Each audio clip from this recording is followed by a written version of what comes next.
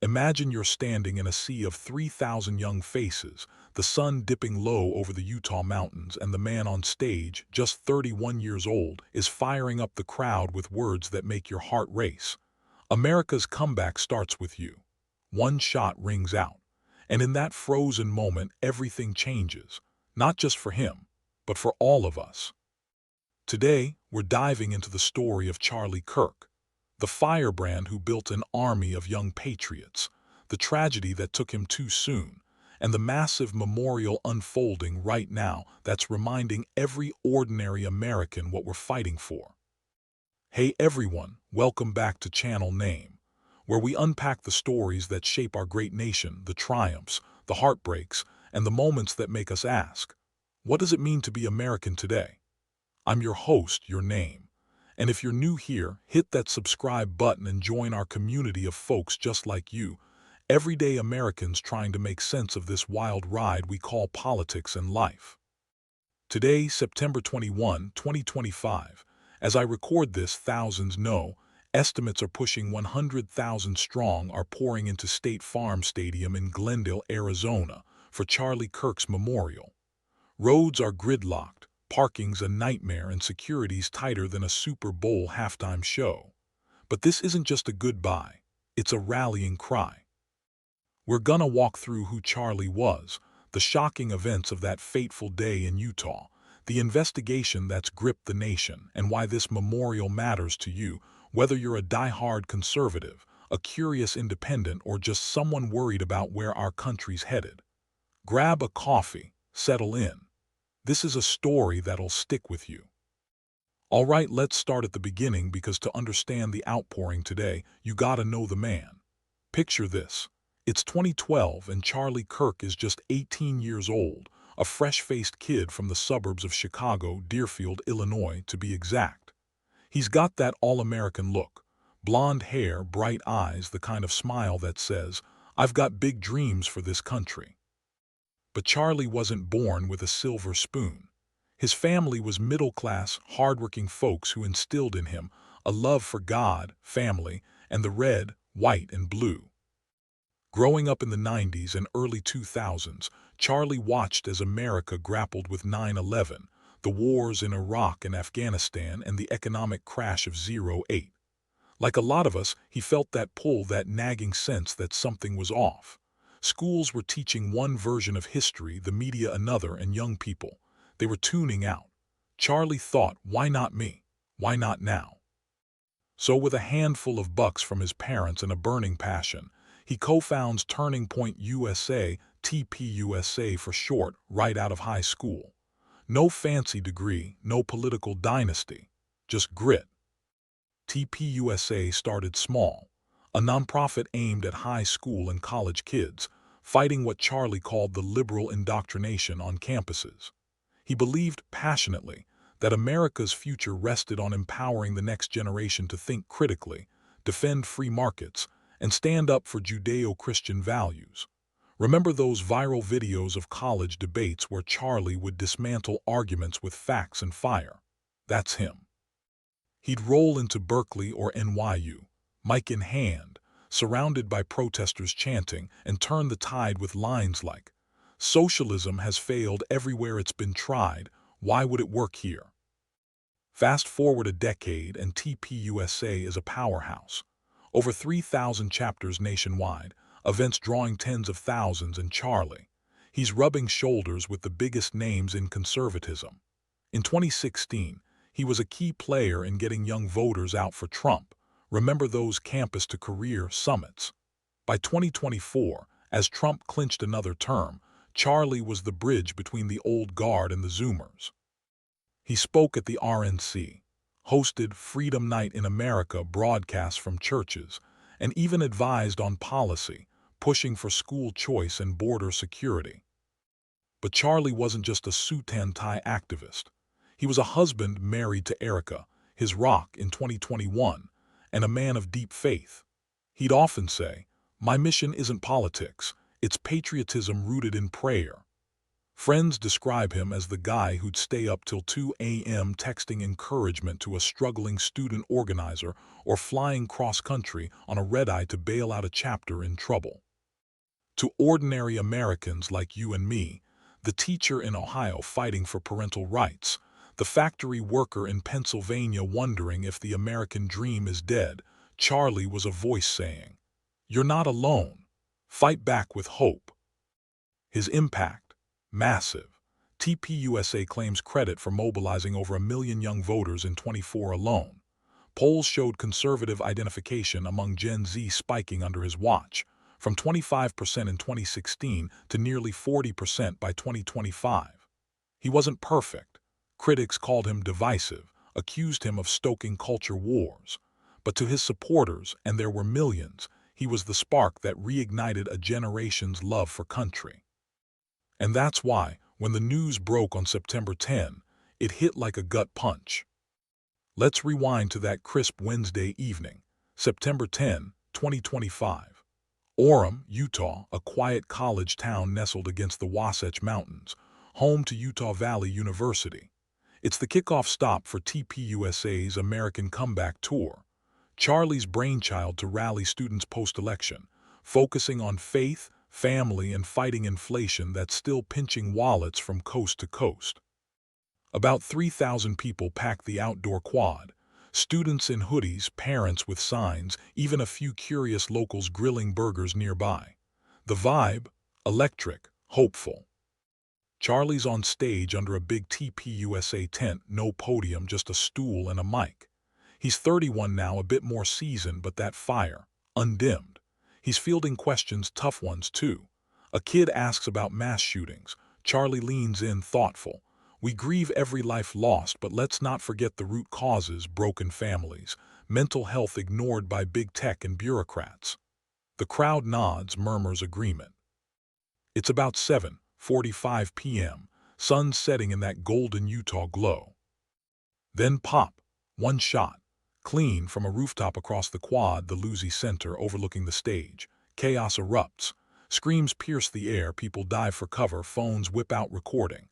Charlie slumps, hand to his neck, a single bullet, fatal. Medics rush him to Timpanogos Regional Hospital, just miles away, but it's too late. By 8:30 p.m., TPUSA posts the unthinkable. "It is with a heavy heart that we confirm Charles James Kirk has been murdered." The nation freezes. I'm telling you, as someone who's covered rallies and tragedies, this one felt personal. Social media explodes, "Pray for Charlie" trends worldwide. Vigils pop up overnight. In Phoenix at TPUSA HQ, kids leaving flowers and flags. In D.C. at the Kennedy Center, lines wrapping around the block. Even in small towns like yours, maybe a church parking lot lit by candles. President Trump, fresh off a cabinet meeting, calls it a dark day for America and vows justice. Israeli PM Netanyahu tweets, "Charlie was a lion-hearted friend of Israel." RFK Jr., whose own family knows this pain, says a bullet silenced the most eloquent truth-teller of our era. Utah Gov.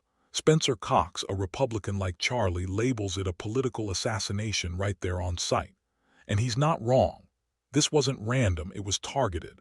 The FBI jumps in, offering $100,000 for tips, manhunt kicking off immediately. Video from the scene shows the suspect, a shadowy figure, scrambling across the roof, ditching the gun in woods nearby, then vanishing into the night. By morning, the quad's a crime scene, tape-wrapped ghost town. Students like Zach Zimmerman hugging friends at a vigil whisper, "He was here to inspire us." Now what? Families hug tighter. Parents double-check their kids' campus safety apps. It's a stark reminder. Political violence isn't ancient history, it's here now in 2025 America.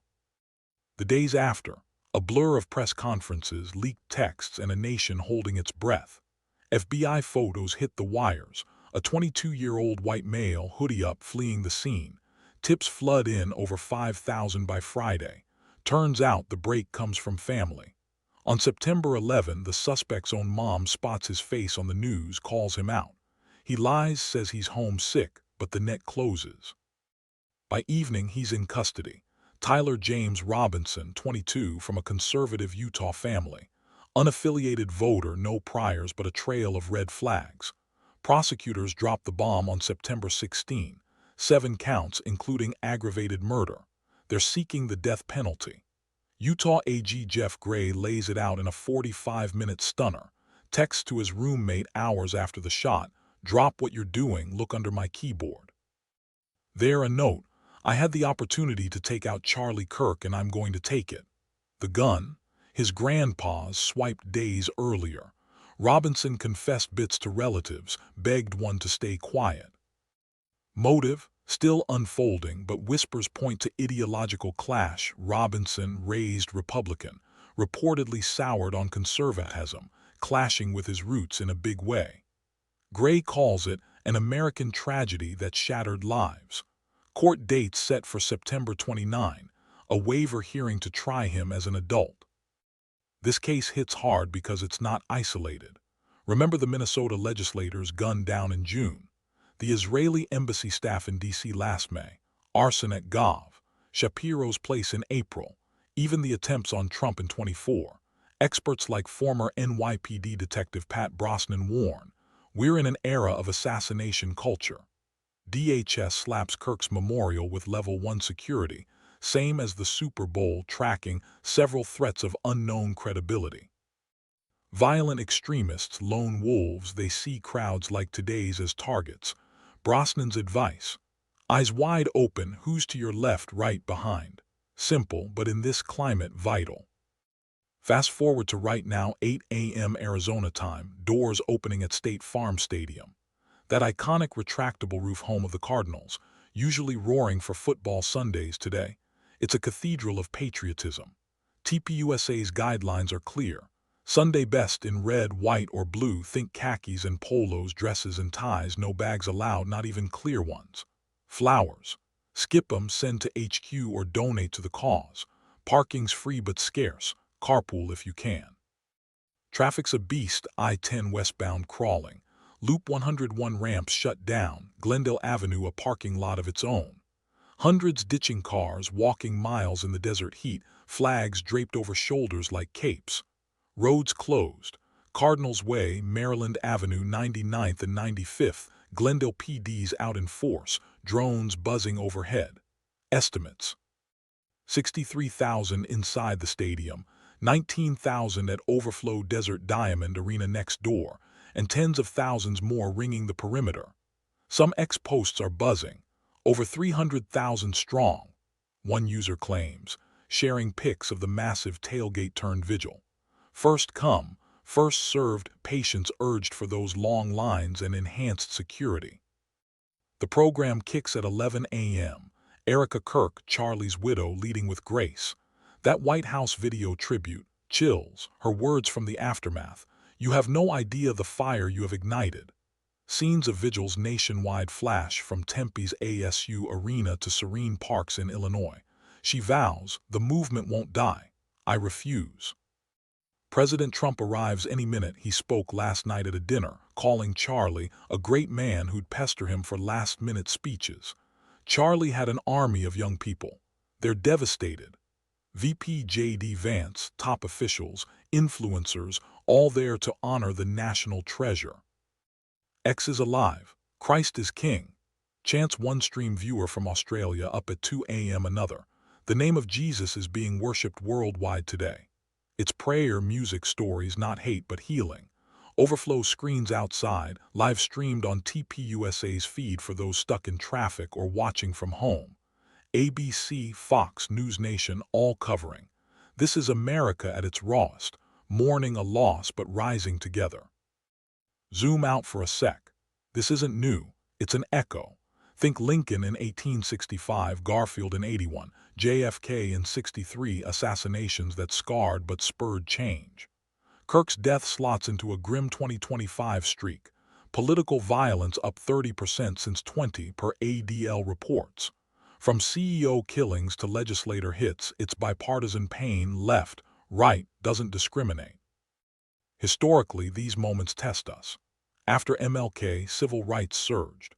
Post-Kennedy, Vietnam debates intensified. Today, Kirk's killing spotlights the toxicity online doxing threats the other side as enemy number one. For ordinary Americans, it's real.